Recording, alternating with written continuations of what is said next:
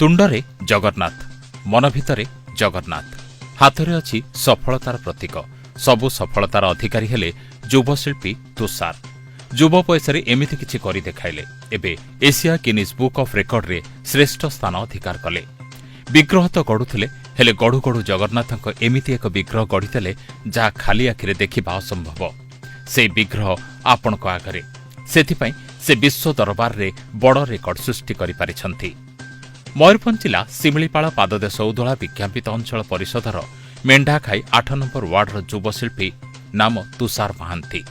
ଛୋଟ ବୟସରେ ନିଜର ବଡ଼ବାପା, ଯିଏକି ଜଣେ ପ୍ରତିଷ୍ଠିତ ମୂର୍ତ୍ତି କାରିଗର ଥିଲେ, ତାଙ୍କରି ଆଦର୍ଶ ଏବଂ ତାଙ୍କରି ପ୍ରେରଣାରେ ଆକୃଷ୍ଟ ହୋଇ ବଡ଼ବାପାଙ୍କ ଭଳି ଲିମ୍ବ କାଠରେ ସୁନ୍ଦର ସୁନ୍ଦର ମୂର୍ତ୍ତି ଗଢ଼ି ତୁଳିରେ ଏମିତି ଚିତ୍ରିତ କରି ଜୀବନ୍ତ କରିଛନ୍ତି। ସେ ଛୋଟବେଳେ ବଡ଼ବାପାଙ୍କ ନିକଟରେ ଗୋଟେ ପରେ ଗୋଟେ ଛୋଟରୁ ବଡ଼ ଏଭଳି କ୍ରମରେ ସୁନ୍ଦର ସୁନ୍ଦର ଜଗନ୍ନାଥ, ବଳଭଦ୍ର, ସୁଭଦ୍ରା ଏବଂ ସୁଦର୍ଶନ ଚତୁର୍ଦ୍ଧା ମୂର୍ତ୍ତି ଗଢ଼ି ଅଞ୍ଚଳ ତଥା ଦେଶ ପାଇଁ ଗୌରବ ଆଣିଛନ୍ତି।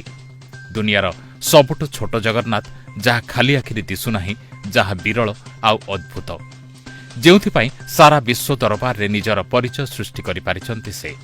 ପୂର୍ବରୁ ସେ ଇଣ୍ଟରନ୍ୟାସନାଲ ବୁକ୍ ଅଫ୍ ରେକର୍ଡରେ, ଏହାପରେ ଇଣ୍ଡିଆ ବୁକ୍ ଅଫ୍ ରେକର୍ଡରେ ସ୍ଥାନ ପାଇଥିବା ବେଳେ ଏବେ ସେ ଗିନିଜ୍ ବୁକ୍ ଅଫ୍ ରେକର୍ଡ ହାସଲ କରିଛନ୍ତି। ଏଥିପାଇଁ ପୂରା ପରିବାର ଏବଂ ପୂରା ଅଞ୍ଚଳ ଆଜି ତୁଷାରଙ୍କ ପାଇଁ ଗର୍ବିତ, ଅନ୍ୟମାନଙ୍କ ପାଇଁ ପ୍ରେରଣା ଆଉ ଉଦାହରଣ। ଇଏ ହେଉଛି ଜଣେ ଶିଳ୍ପୀର ସଫଳତାର ବାସ୍ତବ ଚିତ୍ର। ମୟୂରଭଞ୍ଜରୁ ମୋହିତ କୁମାର ମଣ୍ଡଳଙ୍କ ରିପୋର୍ଟ, ଗୀତାଞ୍ଜଳି ନ୍ୟୁଜ୍।